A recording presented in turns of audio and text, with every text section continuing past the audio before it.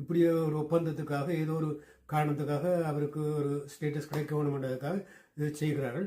பிறகு பிரிகிறார்கள், 1 வருஷத்துல 2 இதை பிரிகிறார்கள். அப்போ அந்த பெண் தொடர்ந்து தனியாக இருக்க போறதில்ல. அப்போ அவள் என்ன ஒரு கல்யாணம் செய்யத்தானே வேணும்.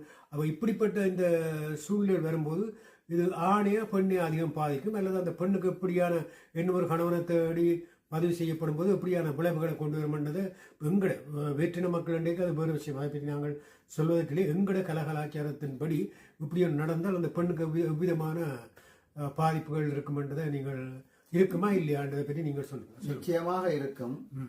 என்னோட சமூகத்துல எங்கட சமூகம் பார்க்கறது அப்படித்தானே. ஆனால் என்ன பிரச்சனைன்னு சொன்னால் இந்த பிள்ளை இவைகள் 2 பேருக்கும் பிள்ளைகள் இல்லாத வரைக்கும் ஓரளவு பரவாயில்லை என்று நான் சொல்வேன். அவைக்குள்ள ஒத்து போகலைன்னா பிரிஞ்சு போறதை பற்றி நாங்கள் அபிப்பிராயம் சொல்லலாது.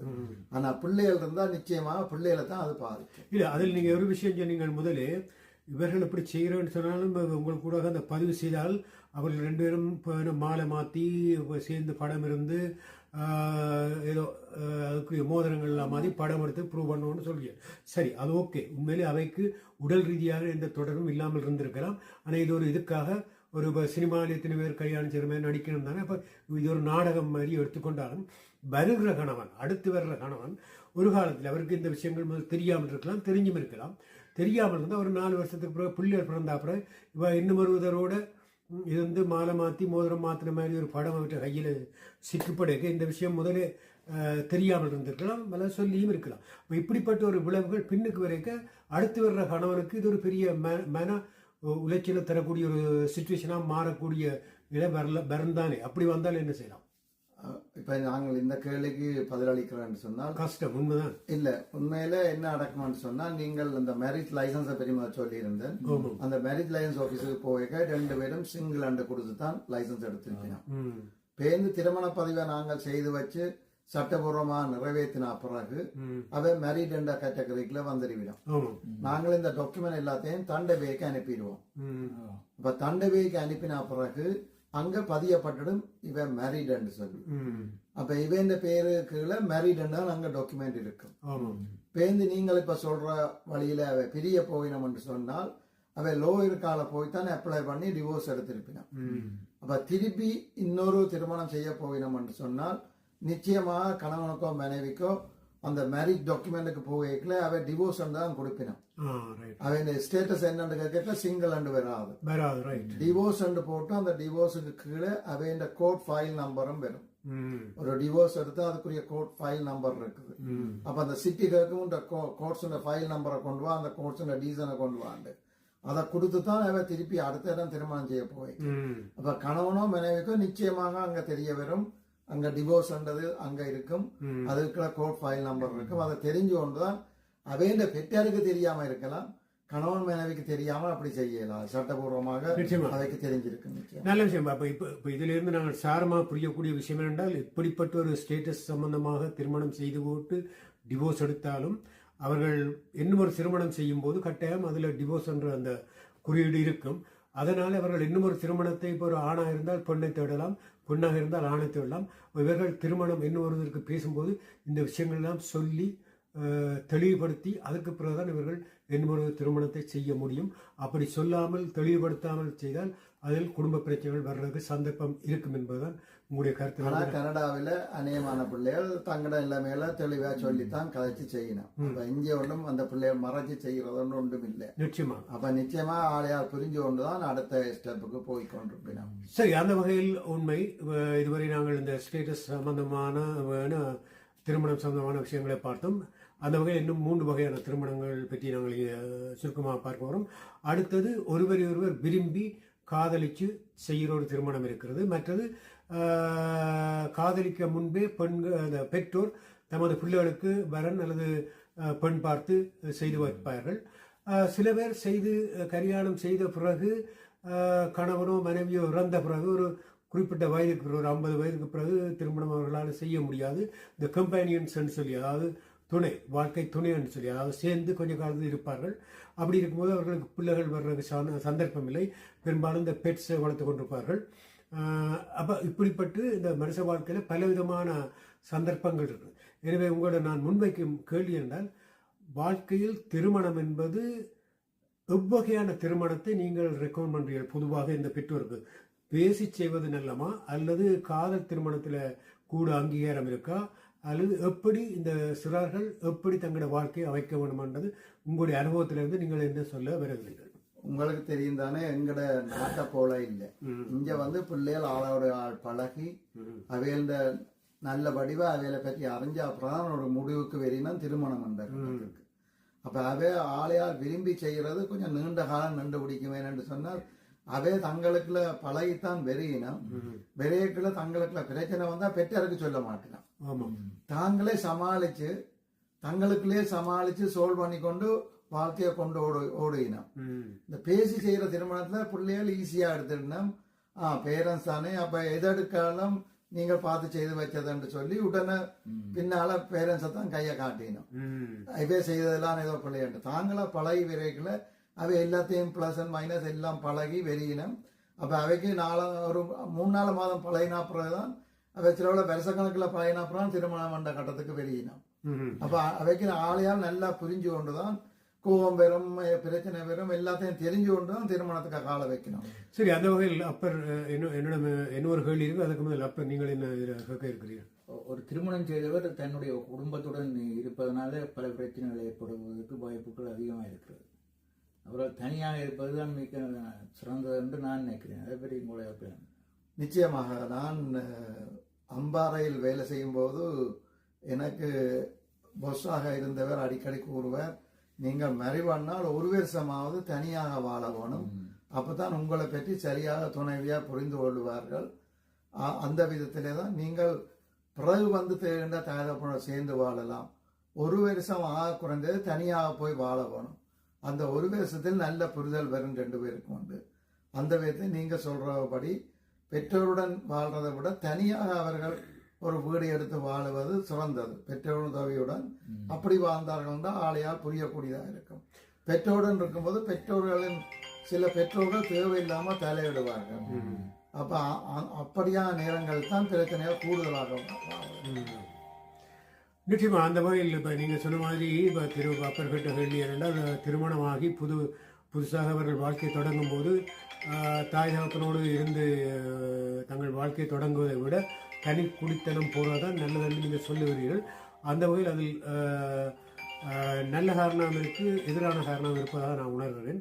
இப்போ தாய் தகப்பனோட இருக்கும்போது பெரும்பாலும் அங்கே கணவனுக்கோ மனைவிக்கோ அங்கே அவருடைய தாய் தான் பெரும்பாலும் சமைக்கிறது, சாப்பாடு போடுறது, அப்படி இப்படி என்று பல விஷயங்களை இவர்களுக்கு செய்வார்கள். இவர்கள் பெரும்பாலும் அதில் அந்த பொறுப்பு இவர்களுக்கு மிக குறைவாகும். ஆனால் தனி குடித்தனம் போன உடனே இவர்கள் தங்களோட பொறுப்பான விஷயங்களை கணவனும் செய்யணும், மனைவியும் செய்யணும். செய்தால் தான் அவர்களுக்கு ஒரு மியூச்சுவல் அண்டர்ஸ்டாண்டிங் வந்து தங்களோட வாழ்க்கையை தொடர்ந்து அது வாழ்க்கை என்பது எவ்வளவு கடினம் எவ்வளவு சுலபம் என்பது இவர்கள் இயல்பாகவே புரிந்து வாழக்கூடிய ஒரு அனுபவம் அவர்களுக்கு கிடைக்கும். அப்போ ஒரு வருஷம் தாய் தகப்பனோட இருந்துட்டு திடீரென பிரிஞ்சு ஒரு பெண்ணோ அல்லது ஆணோ பிரிஞ்சு கணவன் மனைவி வாழ்க்கை அவர்களுக்கு சில மனப்பெலவினங்கள் ஏற்படும். அதனாலேயும் சில பாதிப்புகள் ஏற்படலாம்.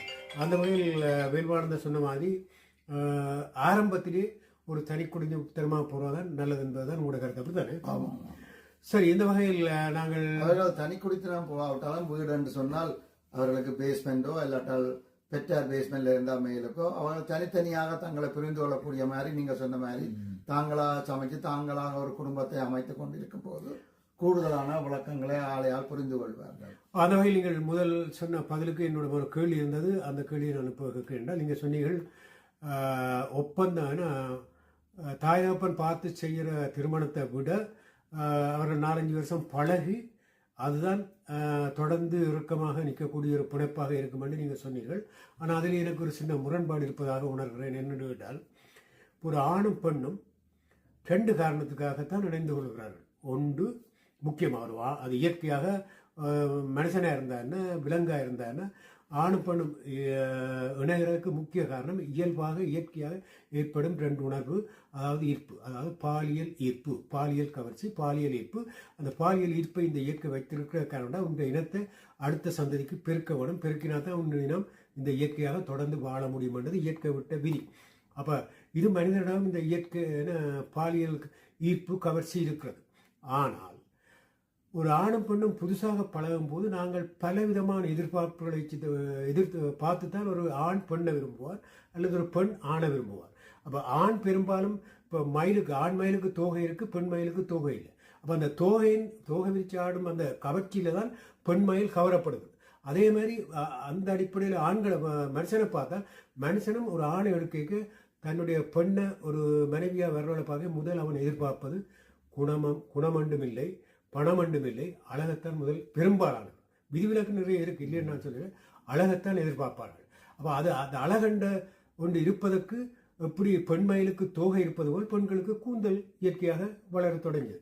இப்படி அவருடைய மற்ற துணைப்பாலியல்கள் என்று சொல்றாங்க. துணைப்பாலியல்களுடைய கவர்ச்சி தான் ஒரு ஆணை கவர்ந்து, அதே மாதிரி பெண் கவர்வது ஆண்டம் அவருடைய ஆண்மைமிக்க அந்த நடத்தை அதுதாங்க. இப்போ நீங்கள் சொல்றீங்க சேர்ந்து 4-5 வருடம் சேர்ந்து வாழ்றேன்னு சொன்னால் சேர்ந்து பழகி இப்போ இந்த பழகும் போது அவர்கள் மனதால் பகிர்வதை மட்டும் பழகி கொள்ள போறதில்லை.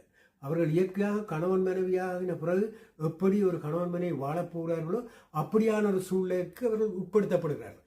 அப்படி உட்படுத்தப்படும் போது நாங்கள் உதாரணமாக அதை நேரடியாக நான் வார்த்தைகள் சொல்ல முடியாவிட்டாலும் ஒரு உடுப்பை நாங்கள் புதுசாக எடுக்கும்போது அது எங்களுக்கு அழகாக இருக்கும், ஆடிய வடிவாக அணிகிறோம்.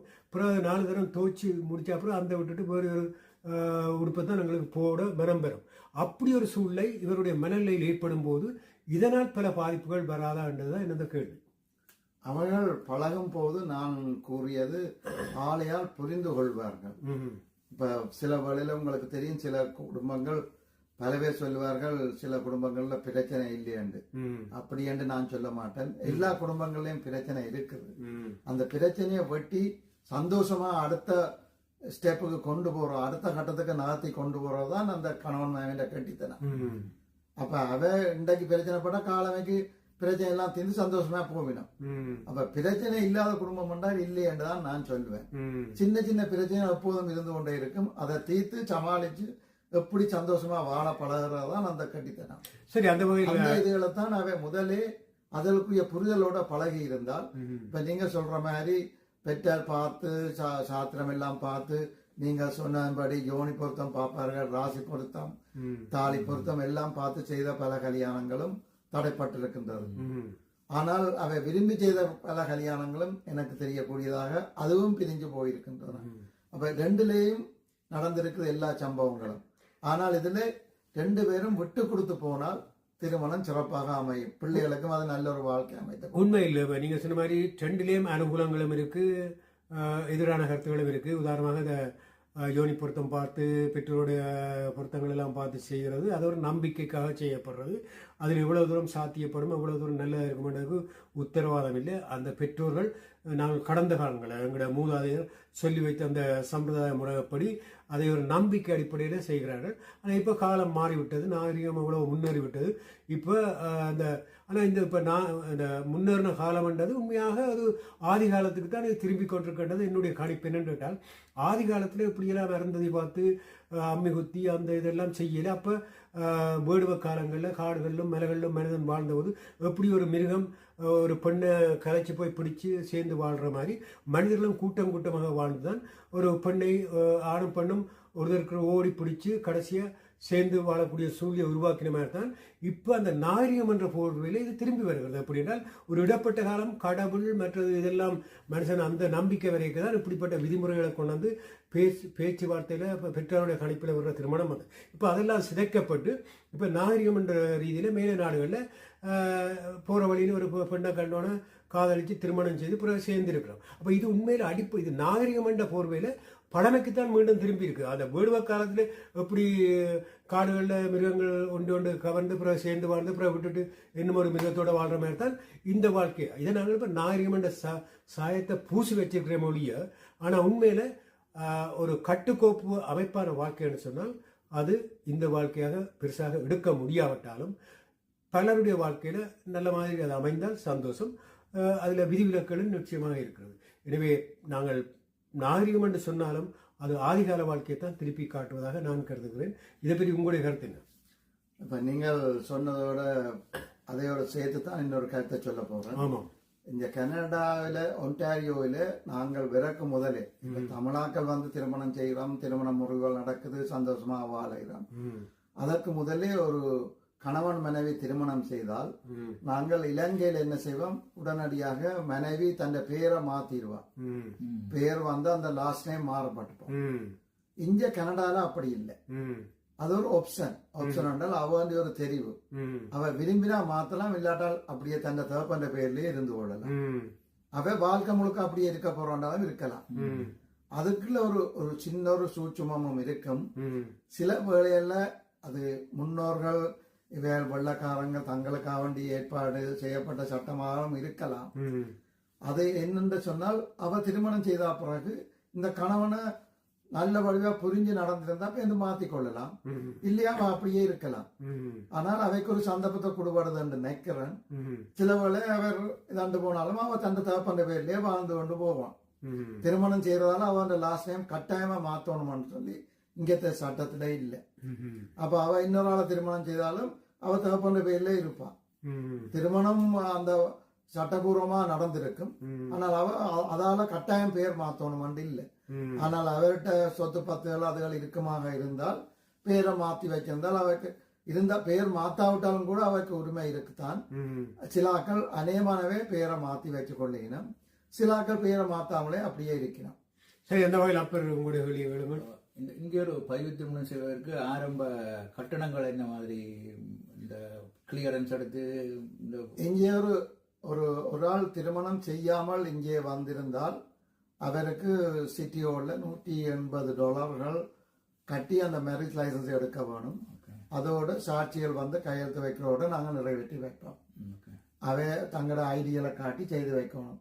ஆனா நீங்கள் அடுத்த கட்டம் திருமணம் நடக்கிற இடங்களை பாத்தீங்கன்னா அது 40,000-50,000 எங்கட பிள்ளைய செலவழிச்சு ஒரு வீடு வீட்டுக்கு டவுன் போற அளவு காசை கொண்டு கல்யாணத்தை செலவழிச்சு போட்டு போகிட்டோம். அப்ப அது நடக்குது. இப்ப திருமணம் சாதாரணமா செய்யற ஒரு ஆளுக்கு அவ்வளவுதான் செலவாயிருக்கு. அவ இந்த திருமணத்தை நீங்க பெருசா செய்ய வலிக்கிட்டால் அது அடுத்த கட்டத்துக்கு கொண்டே விட்டுடும். இங்கே அப்ளிகேஷன் ஃபார்ம்ல இந்த பேக்கில் எப்பவும் வந்து first name, last name, married, single எல்லாம் கேட்குறாரு. அதுக்கப்புறம் மேரிட் நோன்னு நான் போட்டுட்டு போவேன். அவருக்கு how many children to you have வந்து ஒரு கேள்வி ஒன்று கேட்குறாரு. அப்போ மேரி பண்ணாமல் நாங்கள் சில்ட்ரன் இருக்குதாண்டு எங்கட கஸ்டம்ஸ்ல இல்லை. நீங்க அது எங்கட இதுல இல்லை, எங்கட சமூகத்துல இல்லை. ஆனால் நீங்க திருமணம் செய்யாமலே குழந்தைகளை பெற்றிருக்கலாம். அதால நோ ஒன்று போட்டாலும் பிள்ளைகளை எத்தனை கேட்கணும். இப்ப நீங்க காமன் லோவா வாழ்ந்து பிள்ளைகள் வந்திருந்தால் அதை யார் பொறுப்பெடுக்கிறது? அதுக்கப்புறம் மேரி பண்ணினால் அந்த பிள்ளைகள் வந்து இந்த மேரி செடிக்கிற இந்த ரெஸ்பான்சிபிலிட்டிக்குள்ள வரும். எனக்கு தெரிய இப்ப நான் ஒரு 2 வருடங்களுக்கு முதல் ஒரு ஹோம் ஒன்றுக்கு போய் ஒரு திருமண பதிவு செய்து வச்சேன்னா, அவைகளுக்கு ஒரு ஆளுக்கு 63 வயசு, அவருக்கு கிட்டத்தட்ட 67 வயசு.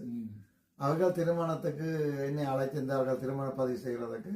அங்கே திருமணம் செய்யக்கன்னா அங்கிட்ட என்னத்துக்காக வேண்டியன்னு சொல்லி, இல்லை நாங்கள் உண்டா சேர்ந்து வாழ்றோம், எங்களுக்கு சட்டபூர்வமா அந்த திருமண பதிவை செய்யவும் கொண்டிருந்தது. ஆனால் அவை வெவ்வேறு திருமணம் செய்து அவை இந்த கணவனும் மனைவியோ இறந்து விட்டார்கள். இப்ப அவர்கள் தனியா விடுவா வாழ்ந்து கொண்டிருப்பார்கள். திருமணமா செய்து வைக்க அன்றைக்கும் அவர்கள் சந்தோஷமாக இருக்கிறாங்க எனக்கு சொல்லியிருந்தார்கள். அது சட்டபூர்வமாக செய்தால் இல்லை, அவைகள் தங்கள் புரிந்து கொண்டு சட்டபூர்வமாக செய்ய கொண்டு ஒரு விருப்பத்துக்கு வந்திருந்தார்.